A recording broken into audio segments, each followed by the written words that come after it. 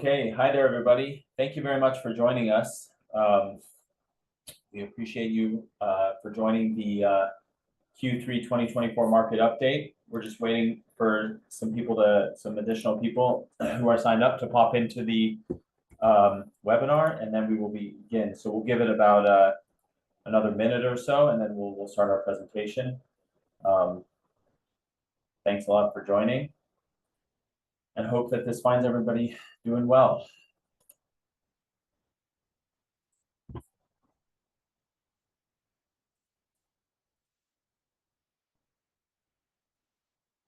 Okay, looks like some additional people popped in, so I'm going to go ahead and get started. So thanks again, everybody, for joining us in our Q3 2024 market update. We're just going to run through, I'm going to go through some of what we're looking at and what we're seeing from a macro standpoint, and also some of the challenges and opportunities that we're seeing. And then we're going to get a little bit more into the details in terms of what we're seeing in acquisitions department from Caesar. And then we're also going to look at, from an operational standpoint, some of what we're seeing from Dave. So we'll get started here. And okay, so kind of the major themes, as most people know and also hear, is interest rate cuts. There could be a debate whether it was too soon or not soon enough, but the recent cuts are starting to stimulate sectors directly tied to financing and investment. And obviously, this also plays into inflation. So despite a general move towards the Federal Reserve's 2% target, which we also saw further progress on, there's still a persistence when it comes to services inflation. So that remains a challenge. And it's something that we're going to touch upon also later in the report. From a real estate equity investment standpoint, really some of the things kind of that I chose to highlight that I think is interesting. In multifamily, you're still seeing this very resilient staying power, and also especially in the Sun Belt. So within Texas alone, there's 320,000 units under supply in 2024. That was according to Up for Growth 2024. So there's still a huge demand, even though there was a big a large amount of supply that came to market over the last few years. That is getting absorbed, and it will continue to get absorbed, and we'll see that in some of the numbers later. But that's just an interesting fact. And then in 2024 continued with hundreds of thousands of unit deliveries. However, there's an expected deceleration of unit deliveries in the end of 2024. So in the next quarter, that we think that we'll start to see a deceleration, and there's a significant decrease in unit deliveries in 2025 and 2026, which is going to create an additional lack of supply. And another interesting factor that kind of leads into the staying power of multifamily, and specifically in the Sun Belt, is there's a year-over-year, the spread between home ownership and rental costs increased 7.6%. And so it's elevated higher than interest rates. And so rent remains a notably more cost-effective means of living than home ownership. And the national vacancy reached a peak in Q1 of 2024. And in Q3, there was a notable 30 basis point decrease, and vacancy rates seem to be stabilizing, according to a report that just came out from Newmark.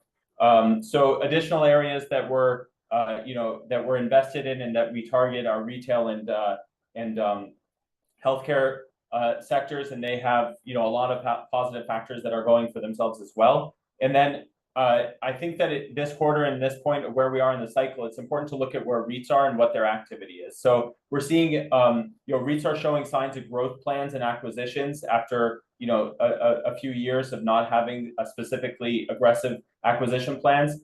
So we think that that's going to lead to additional activity in the market. And something that's interesting to look at is the valuations and market activity. So 20%, the REITs are running right now. Healthcare REITs are running at a 20% premium to their NAV.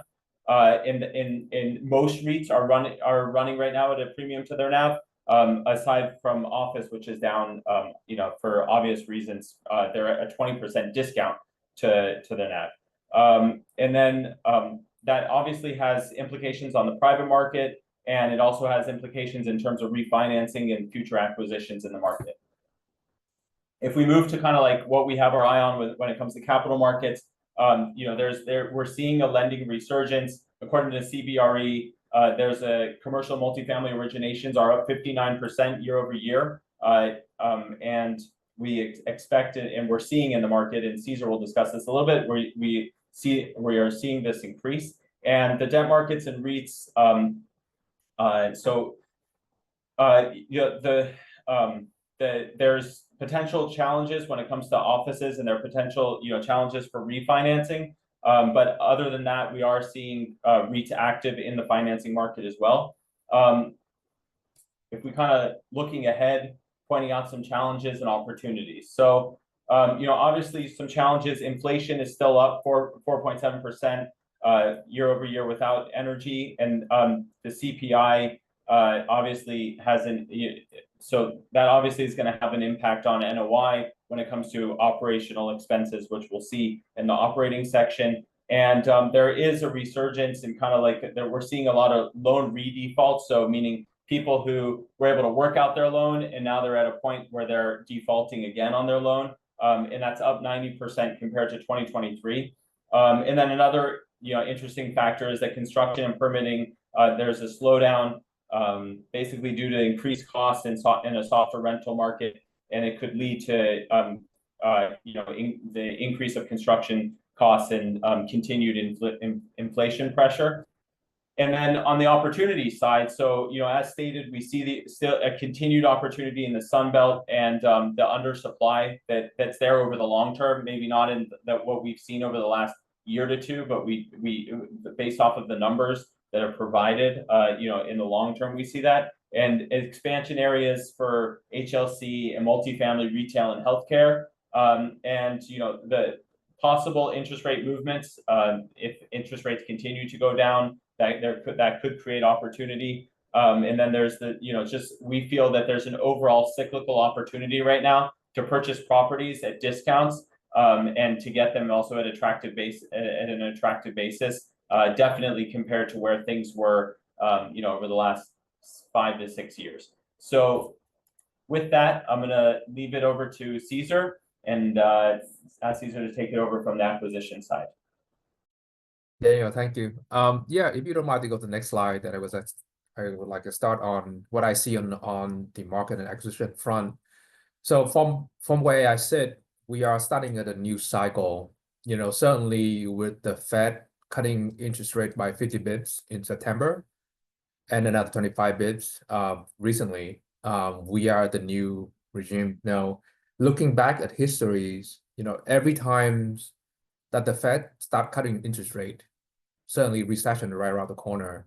The only time it didn't happen was in 1995, but most of the other time before that, they always between 3 months to 12 months, recession is around. So, which present us interesting time to go out and buy real estate asset, hard asset at a good basis, and you know, and that'll go position it for next cycle, you know, and that's now the time to go is now. Certainly Q3 of 2024 was very interesting. It was a wild ride when in terms of treasury. You know, we start out the quarter with the 10-year treasury at about 4.5%, and it dropped all the way down to 3.6. Certainly that 100 bips drop really gave all the player in the market a lot of optimism. We saw an uptick in transactions. In my conversation with broker, with other players, everyone was really eager to get deals done. And you saw that, and we see it in the kind of report of transaction activity in Q3. It was up 4%, you know, year to date compared to the same time last year. So certainly, you know, talking about finding bottom, I think we at the bottom already, and now, you know, you will see transaction activity picking up. Certainly in Q3 2024, the bid-ask spread between what the seller asking and what the buyer is buying is certainly narrow, because, you know, for example, you know, in September of 2024, when the 10-year treasury was at 3.6%, a buyer of real estate can go out and get a new agency loan at a low 5% fix. that certainly allowed them to buy deal at a 5 cap or 5.25 cap and still have positive leverage. And seller will be able to sell at that price. Since then, 10-year have picked back up again. Now go back to 4.3%. I think, is because they're concerned about inflation, the heated economy, that we still have strong job reports, and also overall concern about government spending and the current debt level in U.S. economy. So those are the headwind that we're facing. But at the same time, they present opportunities for real estate investors like us who've been patient to go out and buy good deals because there will be distress. So moving to the next slides, what we see out there is obviously there's still a lot of weakness. There's still a lot of other headwind other than the capital market. For example, we see a lot of new deliveries coming online at the same time. This is the byproducts of the 2021 era, where interest rate was really cheap, really, essentially 0%, borrowing cost. And it helped developer to get deal to pencil. So everyone, get the deal out the gate, and all those deals are delivered now. Those got a lot of new supply essentially put a headwind on the rental market. We still see landlords in Sunbelt's market have to provide concession. They still see negative absorption, negative rent growth because they are competing with so many new entrants to the market. But this is short term because we see a strong tailwind on the demographic side, that people are moving to the Sunbelt market for job, for better climate, better business environment, better opportunity. Those will continue to be a strong tailwind uplift for the rental market. Aside from that, with the housing market at record highs, and interest rate, being really expensive for homeowner, the cost of owning home is certainly outweigh the cost of renting. That would help. That essentially would shift a lot of renters to, a lot of people to become renter for long terms. So as a multi-family owner, which is from our view, we just need to essentially survive for a couple of years until this onslaught of new delivery finish. At that point, you'll see a strong positive rent growth, essentially outpacing, inflation. That's what we see in come down the pipeline. And you look at the chart here from CBRE on the left. The first two column is the full quarter ending of Q3 2024. If you look at the trailing 4 quarters, you see that the absorption rate is essentially below the completions. But if you look at just the Q4 2024 alone, of all the market that in those box, absorption actually outpacing deliveries. So now I think that's the kind of leading indications of delivery starts to slow down. Still see a strong demand over time. This will lead into strong rent growth and occupancy pick back up. And that's a positive trend that we see in a lot of the Sunbelt market, and we'll continue to stay bullish in this area because those will be investing in those market now essentially will set us up for a success in the future. You see, on the chart on the right, you see effective rent and absorption by market. This is, as of Q3 2024, majority of the market that have strong rent growth, they are all coastal market because they didn't have any delivery coming to those market over the last few years. And so now, because of lack of supply, they can be able to have strong rent growth. And a lot of the Sunbelt market is on the bottom right quadrant. Those are the ones that have negative rent growth. Again, supply issue, it will get absorbed, it will go through it, and then once this is over, multifamily owner will be able to benefit. Moving to the next slide, talking about pricing and cap rate, from our conversation with broker and look at the transaction in the market, we have seen that the market have stabilized in terms of pricings. Class A is between 4.75 to 5% cap rate. We have seen deal to transact in prime Class A location at 4.5 cap.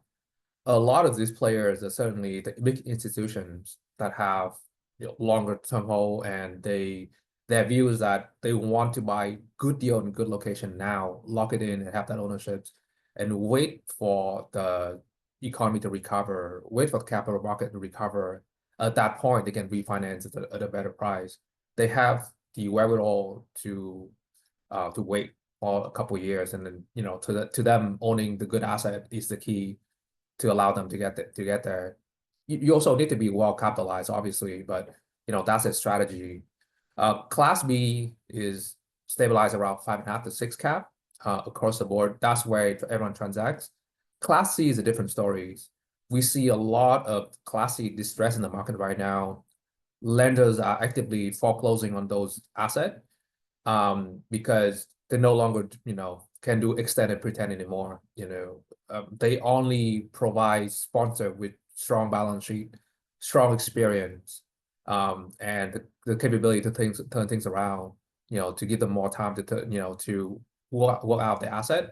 The one that doesn't have the experience will be foreclosed, and then we start seeing it across the board in Texas market and out of the Sunbelt market. And the chart on the right, you see here, average cap rate have stabilized within the Q2 and Q3 of 2024. Multifamily is around 5.5 cap on average, blended across all asset class and all market, which is a great thing. I think from my perspective, now that give us as a buyer, essentially a benchmark to price again, and that we can price deal correctly. And that also give us the clarity to project what our exit cap, 5, 7, 10 years from now, because now our pricing has stabilized. Going to the next slides, looking at Q3 and also we're in a bit of Q4 now. So over the last 4 or 5 months, we see institutions continue the effort of going by deals. We see Standard Community, just finished a $1 billion acquisition of a affordable housing portfolio, which is a great sign in the market. We see a lot of institutional players are finishing their capital raising. Portland, raised $1.5 billion fund. Waterton, also another big player, $1.7 billion fund, ready to buy value add multifamily. So this value add going to be quite competitive going to 2025 because of all this dry powder in place. And certainly, sellers are taking notice. Trilogy, a big owner now, they are putting on a big portfolio on the market, 10 property at $500 million, because they see demand from, big player, wanting to buy big portfolio. And, for sellers that have owned asset over the last 7 to 10 years, they bought them at a good basis, and now they can sell them at a decent price. So they are taking advantage to essentially realize that gain now and really deploy the capital into this cycle where you can buy good, good asset. Moving forward, if you go to the next slide, moving forward, what we look at, we still our conviction is still 2 separate teams. One is income and one is growth. On the income side, we're gonna continue looking at Class B workforce housing, value add deal, where you can buy at a 6 cap to have positive leverage going in. That's allow us to generate, decent cash flow day one, and also has ability to do value add renovations to push rent and income, and that increase the value of the asset. Certainly, as I mentioned before, with the amount of supply coming online now, carrying out value add renovation, you have to be very mindful of the timing when you do it, and also the overall rent that you're gonna push, because certainly you don't want to do value add where you make this project unaffordable for renters. You want to be very mindful of that. But that is still a very attractive themes moving forward of deal we're looking at. And on the growth side, we're still looking at Class A multifamily buying from developer, because essentially with rate where it is today, it's gonna stay elevated for a while. A lot of developers are gonna have hard time refinancing out of those construction loans, and they need to sell to return capital to investors. So that will provide us interesting opportunity to pick up decent Class A deal at a good basis. Certainly, it's not a deep discount. these are, I would say, a single or double in terms of baseball analogy, but it's still, you can buy brand new asset at a good basis in a good locations that will set you up for long-term success. And the chart to the right here is market we see where we should focus. Obviously, John Burns is a very well-known research firm that also focus research on housing and also home builder, and they do a good job of bifurcating the market that go into structural growth versus a market that have a little more challenge, and the one that has see growth here is still the Sunbelt market. Raleigh, Durham, Atlanta, Dallas, Charlotte, Houston, Jacksonville, Nashville, market that have a lot of demands from potential renters.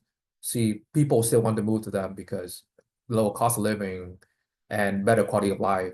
And those will continue to be our market in our conviction team, where we'll spend probably 80 to 90% of our time sourcing deal, building relationship with broker and an owner to get good deals. So I stop there, and then I'll transition to Dave, who can talk about our operations. Great. Yeah, thanks, Caesar, and good afternoon, everyone. Good to speak with you again.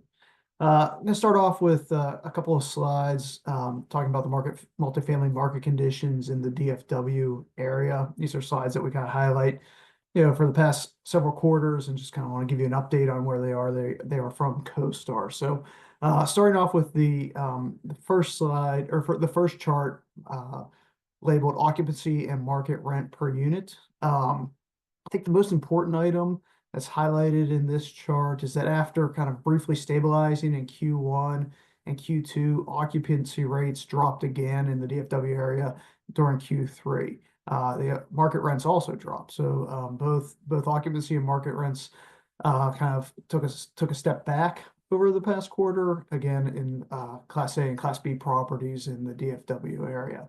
Another kind of important item to note is that the projections going forward into 2025 are a little less rosy than they have been in the past. As you can see, there's rents and occupancy rates. More occupancy rates, though, are going to remain kind of flat in the latest projection, as opposed to kind of recovering, which was what they were showing earlier. So still, a positive bottoming that's occurring, and I think we're seeing that a little bit in our portfolio as well. But certainly the recovery has been a little bit, is a little bit delayed, let's say, compared to what people expected, even 3 to 6 months ago.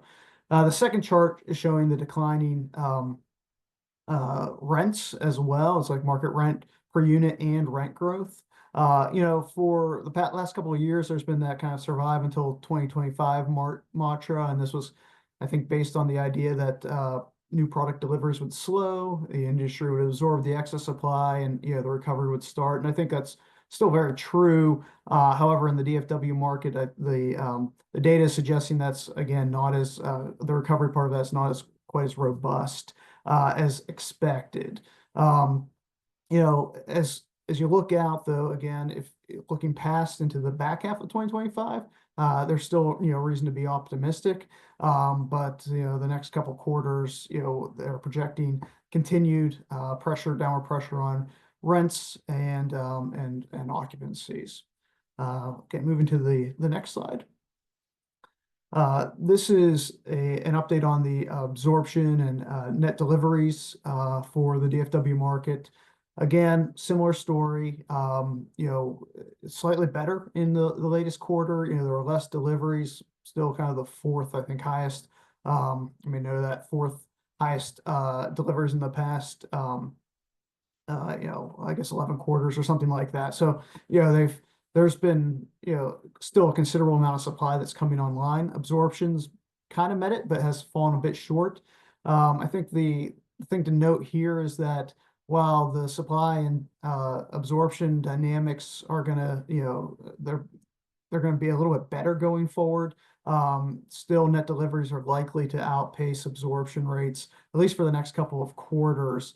Again, a little bit different than previous projections that we shared here through CoStar. Again, this is their data.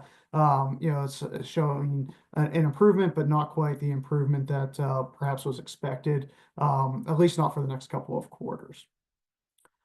Okay, moving on to our portfolio and what we're seeing. So starting with this slide, we're going to look at some of our occupancy trends. In Q3, our portfolio physical occupancy was a little under 94%. After dipping at the end of last year and the beginning of this year, we've been able to push it back up into the mid-90s. We made a significant effort to do so. We had to use concessions and discounts to get there. But as just an overall strategy, we want to be around 94% occupancy as we head into the winter, just because things slow down and we don't want to be in a bad starting position. So overall, we're pleased with where we ended the third quarter. I think we're well positioned as far as physical occupancy goes. However, the other item noted here is our economic occupancy, and that's a bit more challenging. As the chart shows, it's dating back to Q1 2023 through Q1 2024.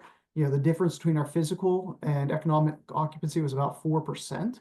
That spread has increased, to a little under 6% over the last couple of quarters. And this really reflects our reliance on larger concessions to maintain the higher physical occupancy.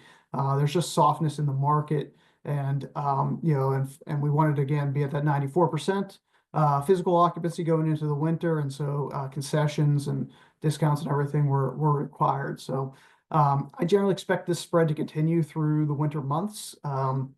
It'll vary property by property, but at the portfolio level, I expect to stay here. To give you an example, though, of the variance, we have property in Princeton, Texas. We had to give away really big concessions in the third quarter just to match our competitors. We've since, during that time, we've kind of filled up our occupancy is well over 95% there and has been. And so, our concessions have backed off.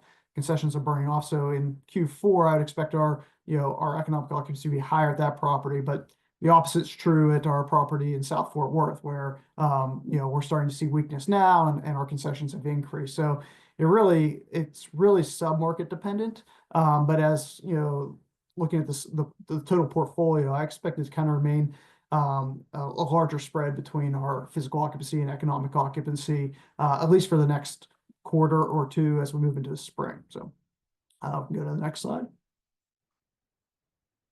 So here we're highlighting our rents and renewal rates, similar to kind of the broader DFW area.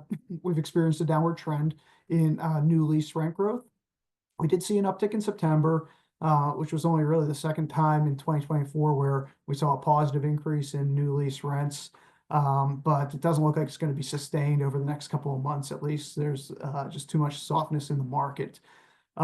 The other item I wanted to note on this slide is that our renewal rent growth has also been trending down, and it continues to do so. It's not really surprising. It's the gap between leases that were signed during the peak in 2022 and 23 and the long-term residents who were there and perhaps were at lower rental rates then, but have been bumped up for the last couple of years. So that gap has narrowed considerably.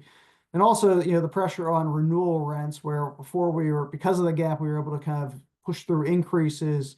It's far more difficult to do so now.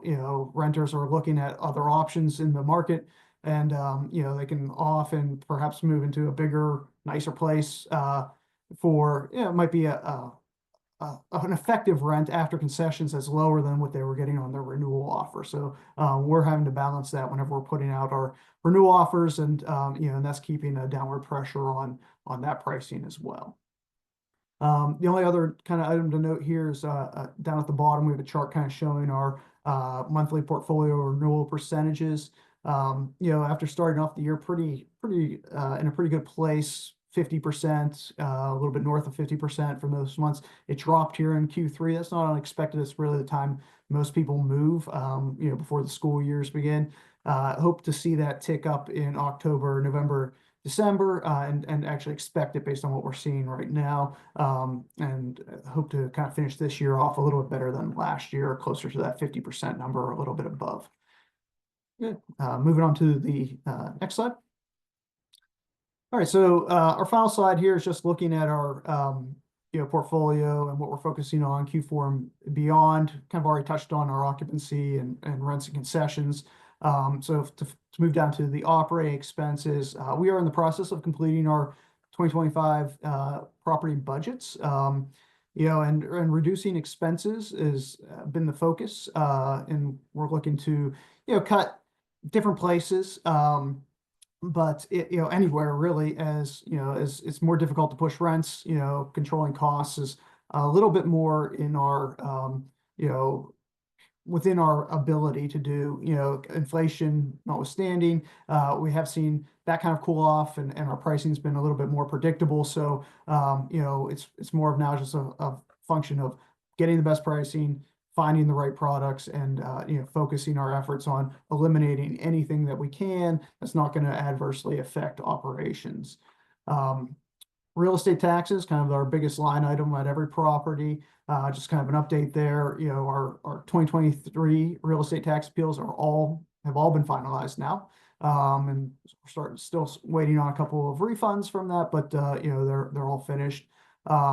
We've started to receive our 2024 tax bills, our actual bills that will be due in January for the Dallas area, and we have litigation in process at all of our properties. So it's a process that we've found effective, and we're continuing through into 2024 and 2025.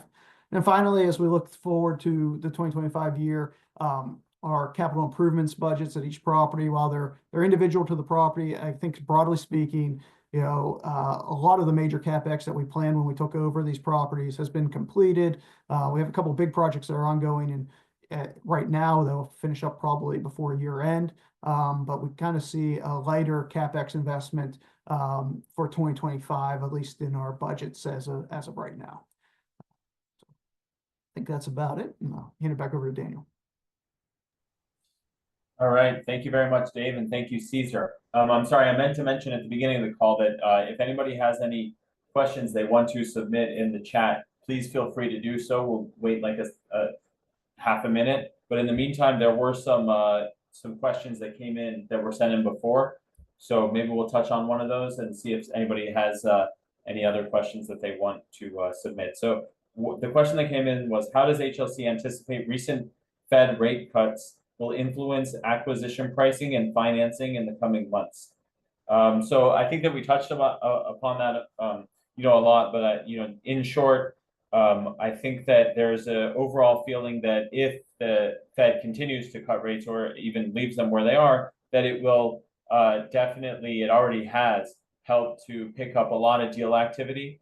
That more than anything, I think that it just gives confidence to the market in some sort of clarity.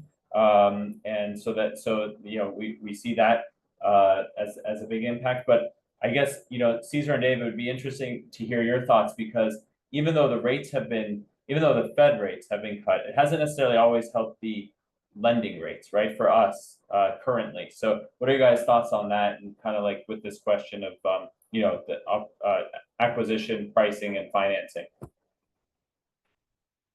I can certainly talk about acquisitions on my side. So, obviously in Q3, when the 10-year dropped by 100 bips in anticipation of the Fed cutting rate, certainly helped a lot with getting financing and getting deals done. But since then, 10-year has picked back up again, go back to almost the same space where we are, starting earlier this year. It's certainly challenging, because a 10-year, if 10-year at 4.3%, or even if it's landed 4, your cost of borrowing going to be around 5.5 to 6, depends on deal profile, leverage point, as well as sponsor strength and experience, which means you have to buy a deal at 5.5 to 6 cap. Very challenging to buy a Class A deal with that. Seller not going to want to sell at that pricing unless they have to, like they're being forced to sell from their lenders or the investor. One thing I want to note is that when you look at the amount of loan maturity coming up in the next few years, there are various reports saying that there's about $1 trillion of commercial real estate loan maturing over the next decade, over the next 2 years, about half a trillion, which is $500 billion of loan maturing. Of that $500 billion, 150 of that is multifamily. So that's certainly there's a lot of loans going to be maturing then until 2026. The lender are not going to, if lender do not give sponsor more time to work it out, that certainly will be pressure for a lot of this seller to sell. And if interest rate, if the 10-year treasury stay at 4 or 5%, if it's in that range, I think the market will be able to absorb some of that. But if 10-year peak above 5%, certainly we'll see a lot more extend and pretend, and that will essentially delay on transactions. But something got to give eventually. Okay, great. Thank you very much. Thank you. Appreciate it. Dave, you have anything you want to add to that, or? No, not really. I think I will end. Yeah, that definitely covered it well, and very good. Well, it doesn't look like we have any other questions. So gonna thank everybody very much for joining us, and hope that everybody has a good rest of the year, and we will see you on our next market update. So thank you. Thanks, everyone. Have a good day.